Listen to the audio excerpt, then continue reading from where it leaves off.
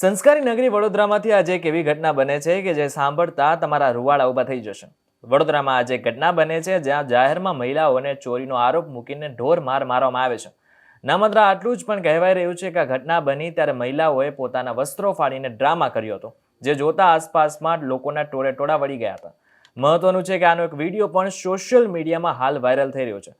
શું છે સમગ્ર મામલો જાણીશું આપણે આ વિડીયોમાં। નમસ્કાર, આપની સાથે હું છું કરણ।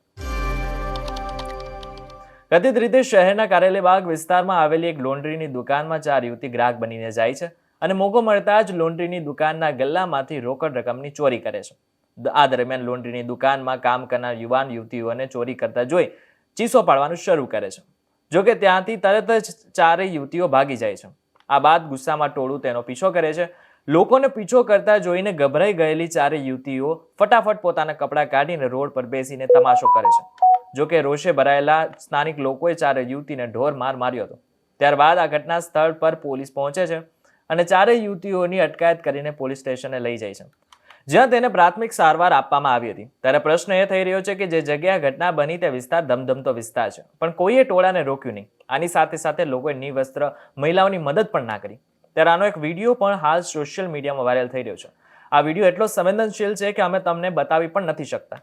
એક બાજુ જ્યાં જે શહેરને સંસ્કારી નગરી તરીકે ઓળખવામાં આવે છે, ત્યાં જ આવી ઘટના બને ત્યારે ચોક્કસથી તંત્ર પર પણ સવાલો ઊભા થાય છે। આ ઘટનાઓ ચોક્કસથી તંત્ર માટે લાલ બત્તી સમાન છે। આ મહિલાઓએ ચોરી કરી હતી, પણ ટોળાને માર મારવાનો હક કોને આપ્યો?